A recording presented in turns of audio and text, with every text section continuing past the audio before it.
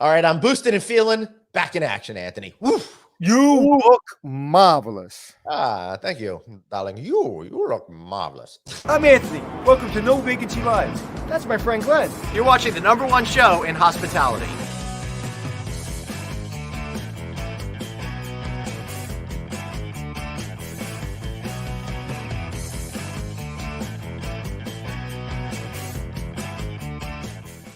Nothing more entertaining than a bad impression of Billy Crystal doing Fernando Alamas. Hey, everybody. Welcome to No Vacancy Live. It's December 22, 2021.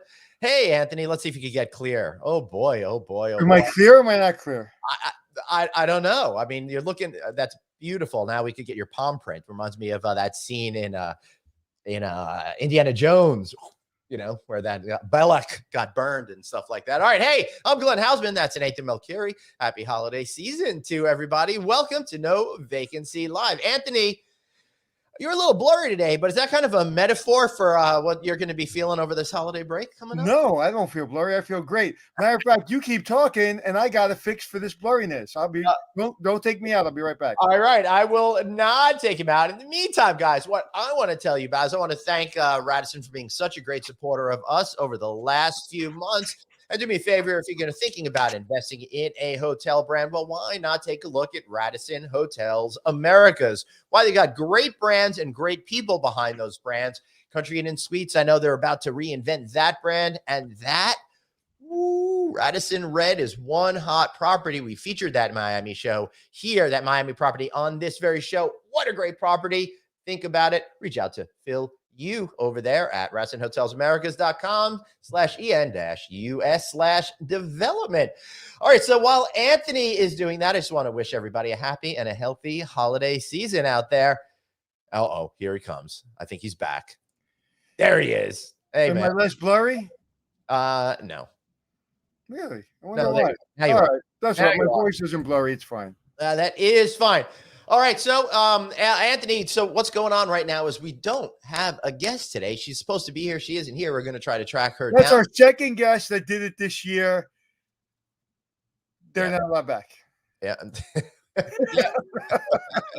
No, I hope she's okay and she's Yep. invited back anytime. Yep. So, Anthony, we're supposed to talk about hotel design today, right? And some of the changes that we might be seeing coming out of here. And, I've restarted that hotel design podcast. We've got a lot of great shows coming up for that particular series. But what are you seeing out there when you're out on the road? You're having a lot of experiences in hotel rooms. What are some of the things that you're seeing? And also, maybe what are some of the things you'd like to see as new properties open and other properties going for reinvention? I'm talking about boutique hotels. I'm not seeing the middle. I'm seeing extremely, just as I call it, crunchy. Like you walk through and you're like, this is beautiful. And this feels good. And this feels like an original art piece. Or I see really nice plain. I don't see a middle. So I see something either that everybody's doing and it's very plain, hardwood floors, white, sheer curtains, Right. White duvets, very clean, very appealing, but not anything deep. Right. That's what I'm finding. What are you finding? I think what you're saying is kind of what I'm experiencing as well. When you're in that boutique hotel environment, a lot of clean lines, it's kind of stripped down. We're looking here at the Kimpton Hotel Monaco in Chicago, right? So it's really nice boutique hotel, but simple, right? It's not overwhelming. It's not too much. And I think that's one of the lessons that I hope sticks with the post-pandemic hospitality design is there's, I think, a tendency to put too many things in the room. And the less that we can put in there, I think the more kind of result that you're going to get over the long term from your customer. Yeah, absolutely. Talking about design that's really well done, the Nomad New York has been closed and it's closed forever, unfortunately. It's being renovated into the Ned, I believe it's called. Oh, I didn't know this. Ned Nomad. Mm-hmm. There's one other Ned somewhere in the world. And so this is going to be the second one. Mm-hmm. And it's right across the street from the Virgin in Hotel London. Open. What's that? Ned Hotel London. Right. The Virgin Hotel that's going to open soon, right across the street. And then also the Ritz-Carlton, which I did not realize is opening across the street from the old Nomad, which is now the Ned. So in that area, which was the desert for hotels, especially first-class hotels, Right. is now going to become a pretty good touch point for fantastic five-star hotels. Yeah, absolutely. I think that is going to be great when they get it. Dude, I'm looking at this thing right now, and the Ned London looks to really feel of, classic London, what you would like to think about it. I wonder if that New York City property is going to be very quintessentially. Well, Suzanne can probably find some pictures, All right, but I saw them this morning, and I'll let you draw your own conclusions. Yeah, absolutely. Now you got to remember, I am in love with the Nomad New York. Listen, the Oak Room at the Plaza was taken away from me. I always said I wanted to die having a scotch looking out to Central Park. That's been taken away from me. Right. The Oak Room, the Algonquin. I said, all right, I'll die having a drink here, listening to good American songbook music. They took that away from me. And I said, you know what? I'll die at the Nomad having breakfast. Mm-hmm. They took that away from me. So could I die in your backyard? Absolutely, dude. We'll set you up with a good rack of ribs, and it'll be a whole lot of fun. All right, here we go. Yeah. Now show the one for New York. Don't show the one for London, because it's not going to look like that. Yeah. All right. So my next place where I would like to sit, it would be the Nomad in Vegas, listening to Brian Newman. Mm-hmm. In the Nomad Cabaret. So that's where I'll die until they take that away from me. Yeah. All right. So speaking of design, Colleen asked a question yesterday. We never got to it. It's about removing bathtubs. It'll be interesting to see. We both have a lot to say on why hotels remove. Listen, that's like saying our room's going to be non-smoking. Bathtubs have been coming out like my hair. Right. Yeah. Operationally, it works much better. It's easier to clean. I think there's a perception that a lot of bathtubs, people feel ick about it. And I think today's modern business traveler does not want that. That's not to say there's not an opportunity for people to be successful with bathtubs, such as when I had toddlers. But that's really the only. Dude, when was the last time you took a shower in a hotel bathtub? I've seen in hotels that needed to be renovated is when was the last time? I mean, I've been on 45 trips this year.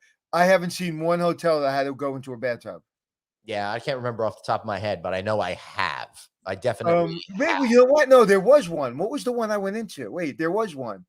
Where was I? Just recently, actually, too. And I was like, what the hell am I getting in a bathtub for? Right. Oh, I know where I was, I think.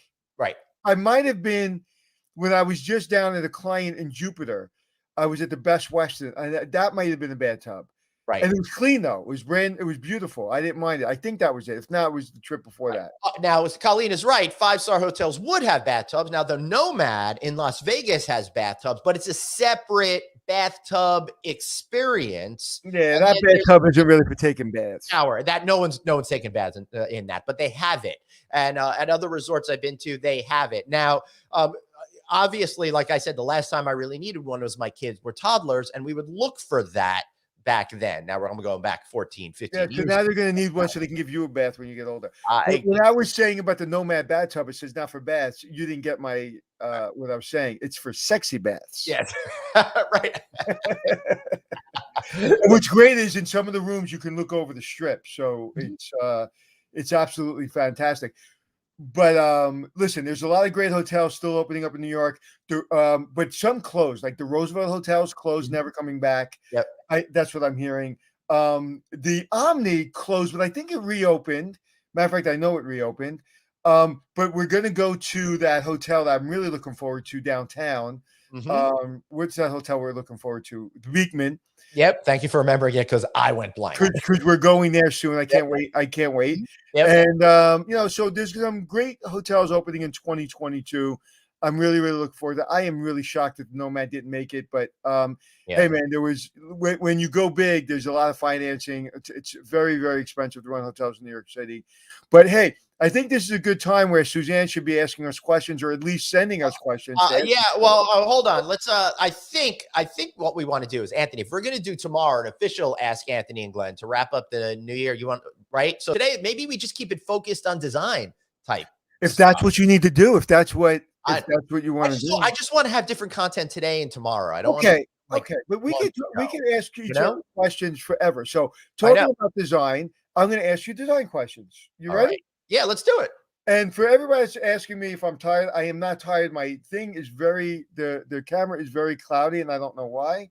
Right. I think my natural lighting, is just All not right, working. Belinda, you're trying to join, but someone keeps telling me someone will admit me. I don't No, think you have the right link, Belinda, because that's not how it works with our thing. Hang so tight. I'll send you an email. All right. so I was going to ask Glenn, Yep. what did the houseman? You send an email, and I'll ask the question. What was the houseman design when you were 10 years old? I'll go first. The My house was design designed was when I was 10. Okay, go on. my design was think of casino. Mm-hmm. When you go into the girlfriend's apartment and there's a little bar and there's plastic on the couch and there's mirrors everywhere. Mm-hmm. My our apartment looked like, or our house looked like a scene at a casino. Right. I call some days, my mother was an amazing designer, but some days I would call it early Caesar's Palace, Right. which was very lovely, and I really liked it. But yes, it was that was my design. How would Anthony design a casino?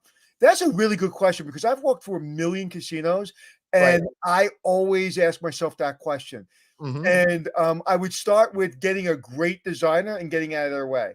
I Right. would not know where to start. I will tell you, as people know listening to the show, I could literally sit in the middle of the casino at the Wynn Mm-hmm. and stay there all day long.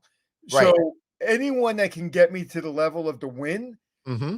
where every wall, every fabric, that's my casino. So if you ask, what does Anthony Melchior's casino look like? It looks like the Wynn. Ah, that is beautiful. I love Cosmopolitan in Las Vegas, and I Not my really, favorite at all. there's something about that it really reminds me of like the Rat Pack era vibe without actually being that, right? It's got that energy of old school Vegas, but feels very modern. That's the Nomad for me. So what did your Yeah. apartment look like, or your house look like when you were a kid? My house when I was a kid, I mean, all of our appliances were green, olive green, and we had a lot of Formica everywhere, and we had shag carpet in the living room, which was really awesome. And let's see what other fun stuff oh yeah, wood paneling to match the shag carpet. So that was what like every house in Long Island. that was what my house looked like, because it was probably built in like 1964 or something like that, right? So that was the era of that. You know, my house was built in this year will be 100 years old, or 90 something. Yeah, it doesn't look old, but it's completely gutted and everything, but it's almost 100 years old, my house. Wow.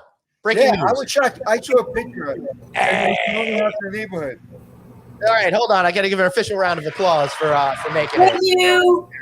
Belinda O'Kelly. Welcome to the show. She, of course, is founding principal O'Kelly Kasprak, architecture, interior design, project management. These guys, Anthony, what I really like about them is it's not just hotels. They do retail, restaurants, bars, clubs, all sorts of different things. They've even done Starbucks, for example. So they kind of got their fingerprints on the zeitgeist of what's going on. Plus, they're from Chicago. Who doesn't like Chicago? Welcome, Belinda. Thank you so much. Apologies for trying to get in. I just couldn't seem to get the link to work. So you know what? We made it. You know what? You're forgiven, but unfortunately, there will be a note to your file because it's not our responsibility. We have a show to do. There'll be a note to your file. So do we have some pictures of some of her designs? I would love to see some. No, not too much, but we're going to get Suzanne to do that. Go to O'KellyKasprak.com and we can get some of the, we can get that. Actually, hold on. I got it up here. Hold it. Give me a what's second. Going on? I know that we did the background image that you're there. That's Hotel Monaco in Chicago. So let's start by talking about that real quick over there. Boom. Here's your homepage. If you go to portfolio, I will get it taken care of. But meanwhile, tell us about how you got involved in the Monaco project, and what were you thinking about, and how does it reflect where you feel that trends and style are today when it comes to hospitality and boutique properties? All right. So actually, Hotel Monaco, the guest rooms, was something that we collaborated with Getty's on, but we also worked on the restaurant and a lot of elements in that hotel. And as the architect of record, what's really fascinating about that particular hotel is it was a hat factory originally in 1910, and so the building is actually extremely cool. Right. But in terms of, sort of general hospitality and sort of things we've been working on recently, what we do is kind of all about curating the guest experience. And so, as you mentioned, Glenn, we do a lot of hotel work. We also do a lot of restaurants, bars, entertainment venues, and anything that has to do with sort of crafting that experience. And Hotel Monaco may not have been the best example, but we have many, as you can see there, yes, many different hotel projects. I think the essence of what we do well is we kind of look for that elevated guest experience, that sort of look and feel element on top of a more complex functional program. So, I feel very passionate about hospitality design.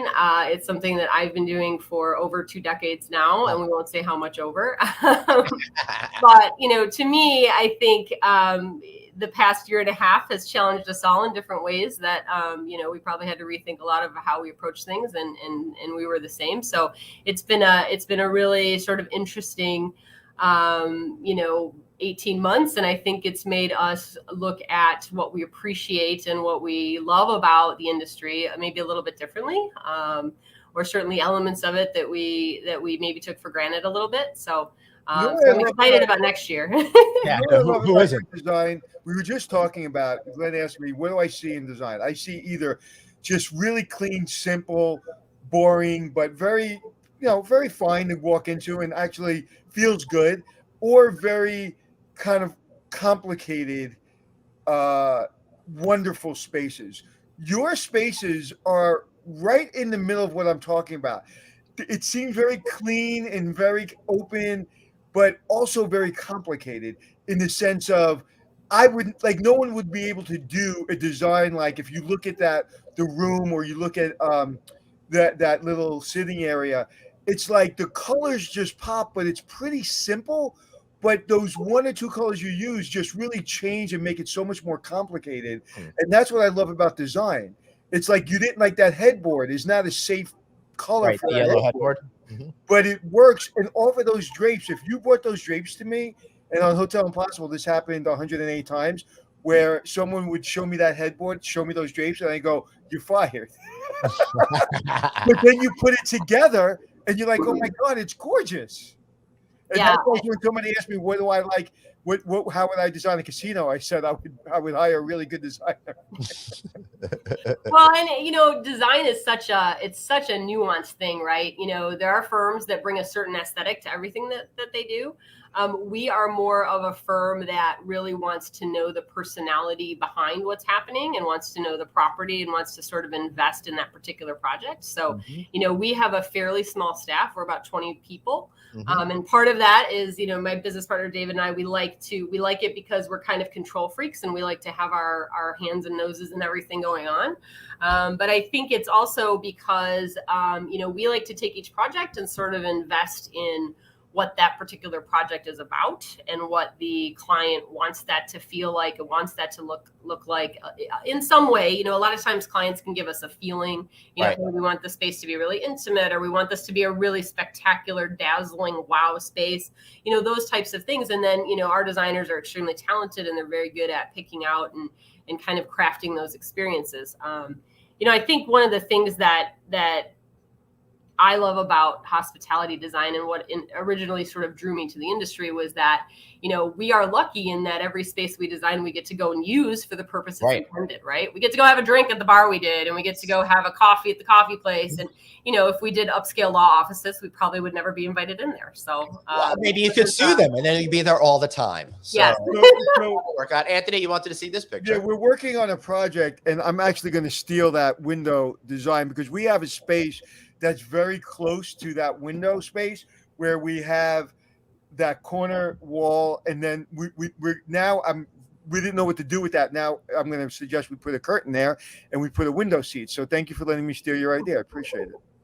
Yeah, no problem. The design team on that was great. And I think, I love living and working and breathing in the fabric of Chicago. I think it's Right. a really interesting urban context to be able to do a lot of fun things. You know, and it's our backyard. So, you know, we automatically have kind of an advantage of knowing a lot about what Chicago is to us. You know, but one of the things that I love probably the most about what we do is going to other areas of the world or of the country and kind of learning about what that area is all about and how to connect with people there and how to bring that into design as well. So, you know, we do about half of our work, I would say, is in Chicago, in the Chicago area. Half of it's all over the country. So tell us, when you go into a hotel, as we all know, there's billion-dollar projects, and then people are trying to save 5 cents. So tell me something where, in all your experience, where an owner wanted the Taj Mahal, but he had 3 cents in the bank, where you've made one, it could be a room, could be a wall, could be a lamp, where he wanted something so ornate, so amazing, that was so expensive, but somehow with a pencil and a glue stick, you made magic. Yeah, we could do like a Trading Spaces hotel version where we just kind of like swap and get out glue guns and make it happen. No, look, I think that, you know, one of our clients described us this way. We are an owner-centered design firm in that we are always looking out for our owner as our client.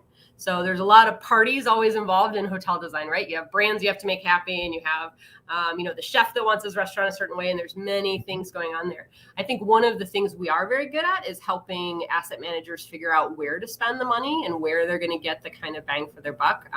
You know, one of the things I've always kind of gotten a little jealous of is there are a lot of hotels and a lot of design firms where everything you turn around and everything is dripping with design, right? It's just, it's too much building detail everywhere. You know, I always fantasize about getting one of like the Everoco spaces because they, you know, it's just everything is so designed and it's so cool. But the reality is that our clients almost all have a pretty strict budget, and everything's always too expensive, and we're in that position a lot, Anthony. And I think you know, the biggest thing that we can do is to say, okay, we're going to have, this is going to be, actually the Michelle Lee at Hilton, the global director for Hilton, said this really well. She said, you have to have a lead singer and you have to have a few supporting singers, but that's kind of, you know, that's it. You don't want to overwhelm the space, and you want to really be conscious of where you're spending the money. I think, you know, so years ago, I worked on the Waldorf, well, it was the Elysian Hotel in Chicago, which is now the Waldorf Astoria. And that project, there was a lot of features. We had a lot of features going on, and at some point we had to strip that down and kind of pick 2 things that we really thought were going to be the showstoppers of the lobby, and we ended up with the big metal gilded screen and the laser cut stone. But you know, I think in terms of how, you know, if you're asking like, in what case have we taken maybe some really big dreams and kind of distilled them down to a very basic idea that's very effective. I think you can do a lot. Like we always say this too, you can do a lot with paint. You can do a lot with surface changes. So, you know, one of the things we talk to our owners about, like, I would love to tell you that we've done like, you know, 9 million Waldorf Astorias and they're all beautiful and gorgeous. But the reality is a lot of the work that we do is renovation of an existing property. And it's a flag change, maybe a Marriott to a Hilton or something like that. And so there's always you know, you want to make a big impression of change, like sort of so when you walk in, you're not thinking it's the same hotel, right? But there's always budget and things like that. So we like to use, you know, paint. I would say paint's a friend, lighting's a big friend. You know, contrast. So if we can soup up the contrast or make light and darks and kind of up that a lot, that's very helpful. We tend to use color in the areas that, you know, when we think about a renovation cycle, you're going to do soft goods maybe every like this 7 years. Yeah. You know, yeah, that's actually the Hilton Resort in Oak Brook Hills. And we did every part of it. That was a 5-year project. We did every part of that project, and design, architecture, and even procurement, and did everything. And that was a really long haul, but you know, a lot that hotel is huge, tons of square footage. And we really had to pick where we were going to put some punch into it. Dealing with a lot of existing architecture, a lot of low ceilings and 1980s kind of building, and trying to make it really feel elegant and kind of tie it a little bit better with the sort of sport and leisure of that property and make it feel a little more like a resort. So how challenging is it to go into a project that is a brand? And we know Larry Truxley, he's a friend of mine and a friend of us. And Larry Truxley, of course, runs global design with Hilton. And he's fantastic. And he's like a 12-year-old. I mean, he's about my age, but he acts like he's 12. And he is creative. And I would imagine working with him is very easy. But I would imagine going into a brand where you have standards that may or may not kind of fulfill your creative need. How difficult is that? I would say that it is very difficult. And I would say that one of the most crushing meetings you can have is after you've kind of come up with conceptual design and you feel really passionate about it and you feel really excited about it. And you do the first pitch to Hilton or Marriott or Hyatt or whoever it is. And they kind of go, not really what we were thinking. And we really wanted to go a different direction. And it's a tough meeting to recover from because you kind of feel like you get your feelings hurt a little bit and you were really excited about your idea number one. And I think, we always have, there's been many times when we've had to have kind of a staff pep talk about, like, okay, we kind of got shot down on this idea, but let's go back, to what we looked at. Why did we come up with this idea? What do we really love about it? And why maybe wasn't it hitting with or resonating with Hilton? And sometimes you're up against things that you can't foresee. A lot of times, one of the most frustrating things actually is when you're presenting to a team of people that have not been to the hotel. Oh, so yeah. Kind of understand the nuances and some of the considerations that you have to take. Right? Yeah. So exactly. So for us, context is a big thing. How you feel when you're driving up to the hotel, what it feels like to walk into the hotel. I definitely think first impression is huge. When you walk in the door, you should have a pretty good feel for what you're about to sort of discover. Right. And so, if they haven't had that experience and they're just looking at photos, it's really difficult to translate. So let me ask you this about when you're doing this. You do a lot of work with the brands, and you said it, in business for like 20 years or so. Don't right? So how has the brand's relationship with the product changed? What I mean by that is, are they allowing you to express yourselves and your owners more creatively within the confines of those designs? Is that something that they're really letting happen, or in our experience, especially recently, I would say, we have probably 7 or 8 different custom Hilton projects going on right now. Right. And Hilton has been very open and very, I think, really smart in sort of hearing us out and hearing ownership out, especially in such a trying time. So, there's been a lot of cases where we've been able to say, and not just money related, just like, hey, we really feel like this hotel needs to have a little bit more of a, larger reception area because, we're trying to create this energy, and they've been extremely open about it. So that has been good. Historically, I would say, like 10 years ago, there was a lot of, it seemed like to me personally, just thinking about it, there was a lot more sort of ego involved in that sort of design tension between owner, brand, and design firm, and who was going to win and who was going to give up and what waivers were going to happen. And it was kind of like you felt like you were going into battle. Oh boy. But I think now people have, obviously everybody's been through a little bit of a difficult time here in the last year and a half. So I think, at least in light of that, the past maybe 6 months with these projects has gone pretty smoothly. They've also, the brands have also been doing more like, the last 2 meetings we had, they flew out to look at the hotel with us in person. Right. Nice. And I can't tell you, like, we just had a kickoff 2 weeks ago in Lansing, and I cannot tell you how valuable that is to be able to walk through a hotel with the team, with the brand, with the owner, and discuss in the space, why we feel like we want to move food and beverage, why we feel like, this is really not the place to have boardrooms, and, kind of go through that together. That's actually, huge. Right. And when you're rooted in the space, you can understand the flow and everything with the entire context of the building and where it's located, as opposed to trying to do it within this medium, which you only get little slices of everything at the time, right? Yeah. Especially when you're working with brands, and there's some brands that are opening so many hotels that some of the people that work for them just may be a little shot in looking at hotels and like, oh, I understand. You don't really understand. Listen, I just walked the space, and you don't understand till you walk it. I mean, we've probably walked about the same amount of hotels in our lives, and every single time I walk on a property, I have a different opinion when I leave than when I walked in. And it's 100% invaluable. Have you been in a position where you're starting a design on a hotel that's one brand, and then all of a sudden flips to another brand, or Yes. it goes from that brand to a soft brand within that collection, meaning like an autograph? Yeah. So we've had both things happen. We have literally started a process with one of the big flags and then been told after meeting 2 that we were completely switching to the other brand. So that's also, because that's rough. We've certainly had that happen. I've also had it happen where we're halfway through the process, they've decided to go independent or something like that, or they've just not gotten together on negotiations and we've had to rebrand. Wow. The worst, actually, this happened at the Elysian Hotel, which is now the Waldorf here in Chicago. I worked with Charlie Trotter for a year to develop his restaurants in that hotel, and he walked 2 weeks before opening.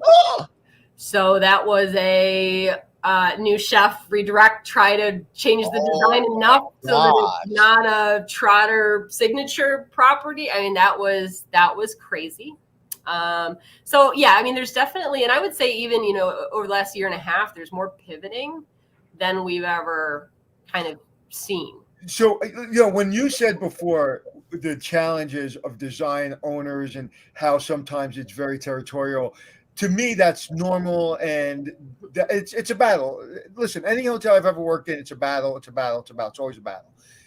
My personality is to battle. Your personality, to me, you probably either did sports in college or high school, or you were thinking about pre-law, because you have this personality that probably works really well in that chaos. Oh, I appreciate that. Thank you. Yes, I will say, it does help. Like, I don't spend my days every day now designing personally. I oversee teams and things like that. That helps a lot to give yourself a little distance so that when you're going into these situations, I'm usually the one that's sort of the liaison between my team, right? Who is like so passionate. They've been up all night. They've got this great design and the receptors of that. So my role is usually reading the room and sort of highlighting the things I feel like need to be highlighted, or directing it a little bit different, or pointing things out. So that we're kind of, isn't that so much more fun? Right. I love sitting in a room. I love sitting in a room with a marketing team or a design team that is just completely full on and just sitting there. Like, I just had a night's sleep, maybe had a good weekend. I come in and I'm like, hey guys, and their eyes are falling out of their head. Yeah. And you just get the beauty of their brains. Yes.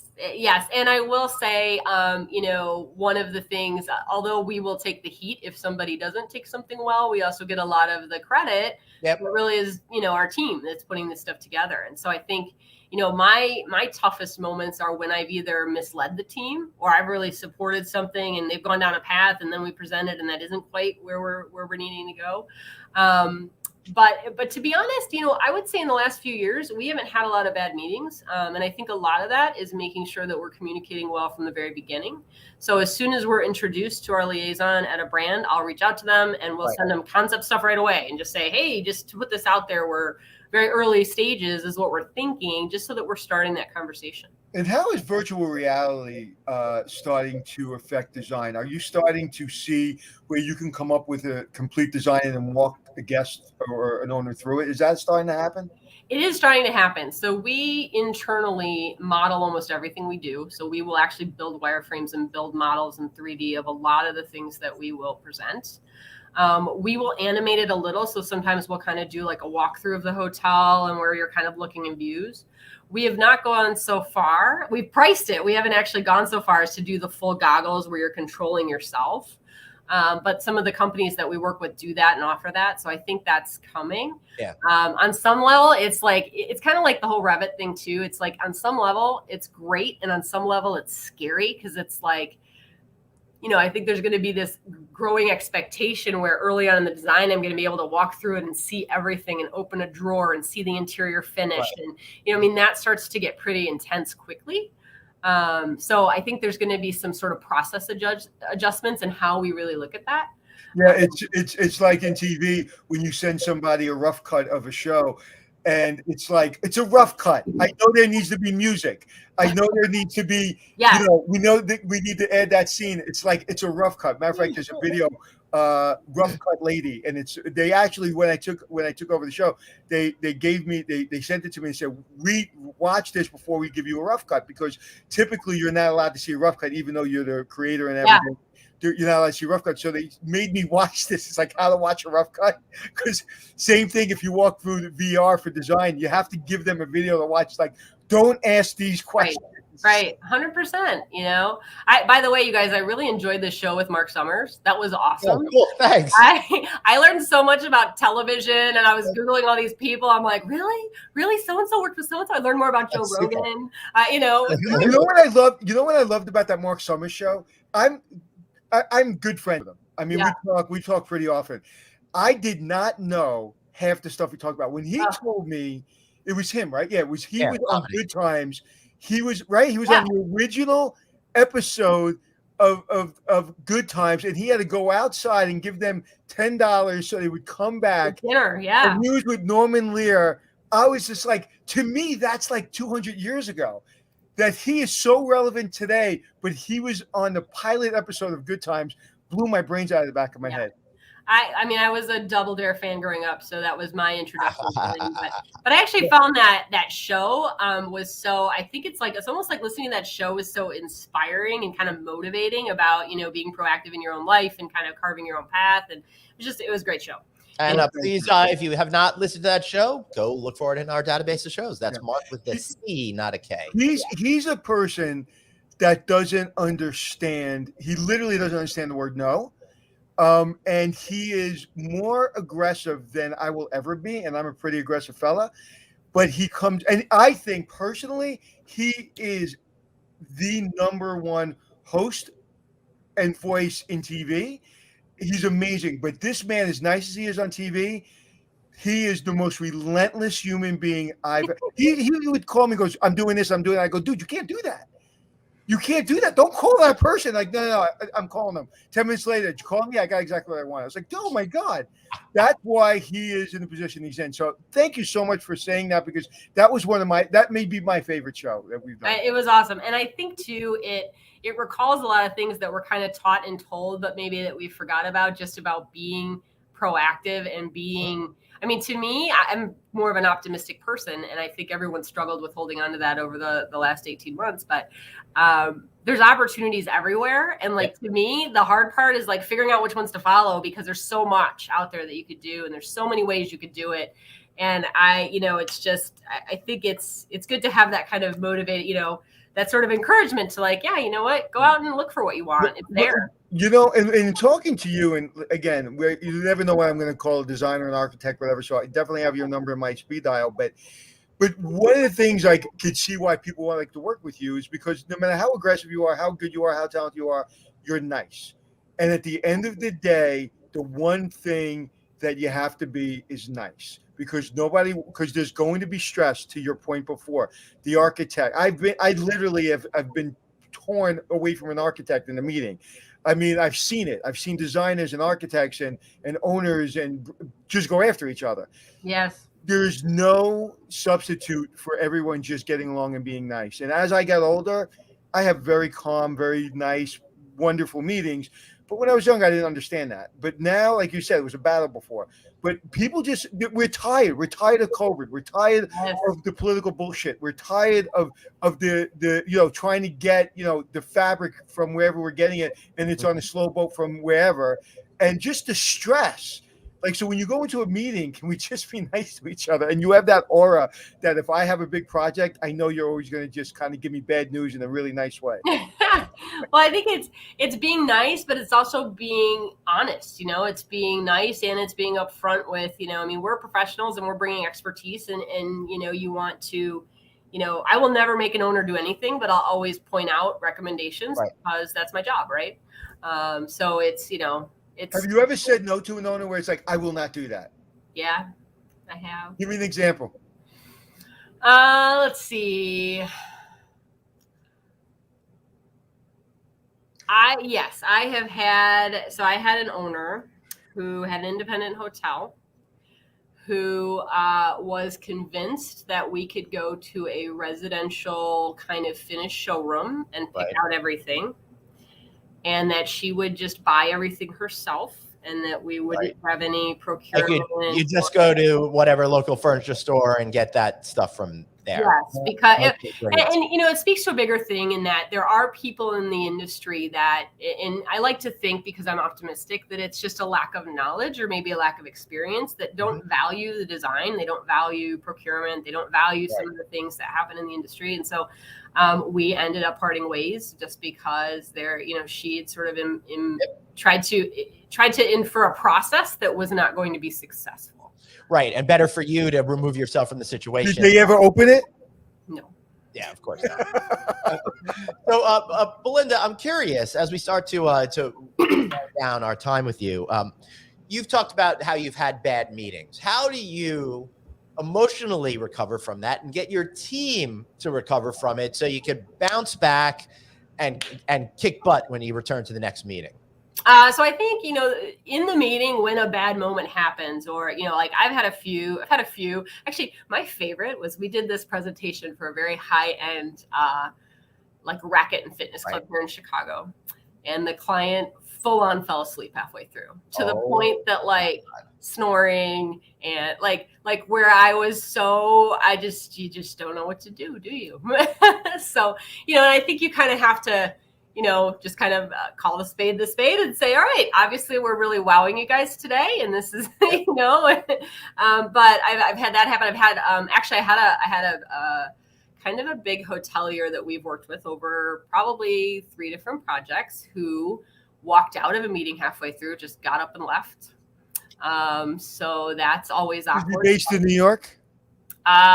I think he is very New York. I don't know if he's actually from New York, but I love a name popped into your head there. Of course, there's a it's 3-letter name, starts with an I. My whole team was very caught off guard, and they were very, unnerved, obviously. And so, I talked to their people later, and they said, oh, he was happy with the design. That's why he left. He was happy with the design. That's why he left. Yes. He thought we were doing great. So you never know. Or just make people feel horrible. That's all. So I think that, when you have a bad meeting, I think it's really important to understand why it was bad. Was it was it rudeness? Was it a miscommunication? Was it that we didn't know what we were walking into? And that I think is really my job, is to try to make sure that I do know what we're walking into, and that I do know what the situation is going to be.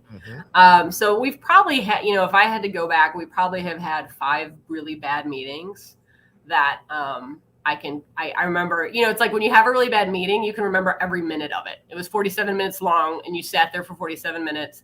One very awkward meeting we had, we did a design, and this was right when we first started the firm. We did a design, and we didn't catch it. The higher level people didn't catch it, but one of our designers had removed the columns from the project, just taken the layer out, and made a whole new amazing design. We don't need any speaking columns. And so, it was stressful. We didn't get a chance to review it in detail. We present this whole, these are the things you learn from, right? We go present this whole design, and the owner of the building is like, so where are the columns? So you just remove the columns? And I'm on the fence, right? Because I'm business development. So I'm like, okay, obviously we screwed this up. Do we say, yeah, well, of course we remove the columns. That's what, or do you, how do you pivot that? And there's really not a way to pivot that. It's like, we made a mistake. We screwed this up, and we will, obviously hope you guys give us a week, and we'd love to come back to you with what we can really do. And that's where trust comes into play, right? That's where the insurance policy I always talk about with relationships, right?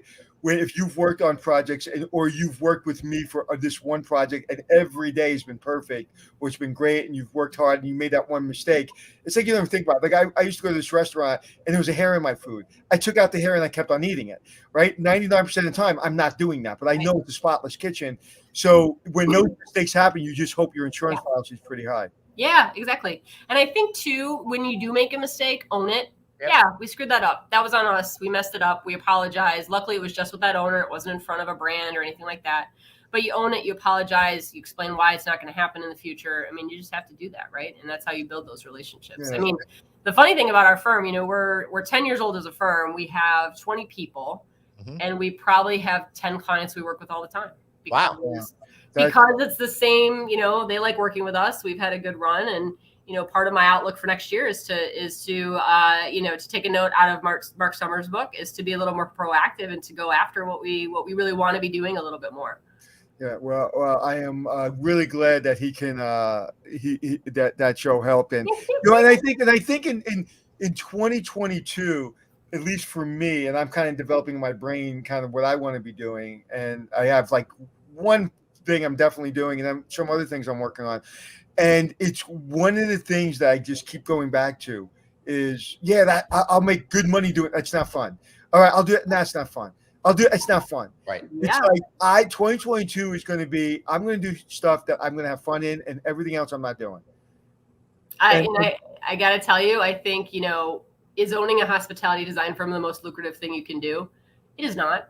If I were a lawyer, we'd be doing a lot better. I mean, I think you do have to decide, do you want, what you really want to prioritize in your life? And what I can say is every day is different. I meet fascinating people. I learn so many things about so many different areas of one of the things I love about hospitality design is, okay, you're going to do a club at a racetrack. You get to learn about horse racing and that whole culture. You're going to do a downtown Park Avenue hotel. You get to learn about New York and that culture and go there. And so the travel and the sort of connection to others and the amount of things you get to learn. I love what I do every day. I love it. And I'll keep doing it because I like it. The day I don't like it anymore, I'll go back to law school. Beautiful. Were you really in law school? No. Oh, no, I had the good fortune. So my dad actually was a restaurant equipment salesperson. So as a kid, I spent every single Saturday morning with him watching a cooler install at a Marriott hotel. So, it was just kind of a long history of, being pulled into this industry. Cool. Yeah, it's cool when you have those moments. I'm starting to have those moments with my kid who's in the hotel business. And she just had a really cool VIP moment where she got tickets to a show, and I was like, "Babe, that's what happens in the hotel business. You get very fortunate." And anyway, so I would love one day, or hopefully we'll work together. Now you're out of Chicago, you said, right? Yeah, so we're in the West Loop of Chicago. Did you work on the Langham by chance? No, so I used to work for the firm that does Langham. I actually, the firm I worked for before I started my own was Simeone Deary, and they do a lot of the Langham hotels. The Langham reception area, like breakfast area, the breakfast area. I've not seen a better one yet. It's cool. I've not seen a better one yet. I will say the courage at that Langham hotel, one of the things that I always direct people to, every time I show a white fabric or a light colored fabric, they're like, "Oh, it's light colored. We can't do it. It's a light color. We're going to spill on it." Like, the entire Langham lobby is light colors, and it looks awesome. Well, just tell them to call Ian Schrager. Yeah. White. But no, it's absolutely gorgeous, and I love the I don't know if you guys did it, but it was the chandelier in the lobby. Yeah, the bubble blown glass. Yeah. I did a show called 5 Star Secrets, and I walked into, so we did that show. We went behind the scenes to show how you run this beautiful hotel, and I went up to this young lady, and I knew she would know everything. Walk up to her, you could tell she just came out of Cornell, hospitality school. I said, "Tell me about the chandelier." And she said, "Well, on the north side of the building, it's this color because it faces that way, and that's more of a feel of that side. And the south side, it's more like this because of that." And she knew every detail of that chandelier. And I was just like, wow, like that's 5 star. The design and the staff actually aligned, because very rarely will a staff member have any idea of the intention of design. Yes. And likewise, I would say too, one of the things that I've started to do with our clients is taking our design teams back a year later. They're like, "Okay, cool. What's super annoying about this space?" "Oh, we hate that the dish bins go here because because that's how you learn, right?" So I think that's a big thing too, is revisiting spaces you've done, and that's great. Aside from design trends, just operationally understand what I worked in a hotel, I've worked in a bar. I feel like that gives you a appreciation for making sure that places are set up to be able to offer exceptional service, right? Right. So if you have a restaurant with no service stations, how do you refill water? How do you, so you just have to, I think it gives you an inside look at how those things happen. Awesome. Belinda O'Kelly, thank you so much for being here. Before we let you go, you've earned the right to plug yourself. How can we find you and O'Kelly Kasprak? Sure. The best way is probably to go to O'KellyKasprak.com. I know it just rolls off the tongue. It does. It's super easy, Anyway, check us out online. We do architecture, interior design, and project management for the hospitality industry. So mainly hotels, bars, clubs, restaurants, theaters, entertainment venues, and anything that is all about the guest experience. We curate experiences through design. Awesome. Thank you so much. Belinda O'Kelly, have a happy holiday season. Take care. Thank you too. Thanks. Happy holidays. So that was a lot of fun. I'm so glad that she finally got in. Big relief. I would hate for our final guest of the year. Listen, you and I could do 5 hours by ourselves. I know. Actually, we could every single day. She was wonderful, but I'm never worried about if a guest doesn't show up. Absolutely wonderful. She mentioned Simeone Deary, who does the Langham Hotels. Well, Anthony, I just happened to record a hotel design podcast with them last week. That'll be out in February. Let me tell you something. Of all the people in the entire world, everyone and everything in the hotel business, how does it feel to walk away around, like in the grocery store? Do you ever just look at yourself in reflection and go, "I'm Glenn Houseman"? No.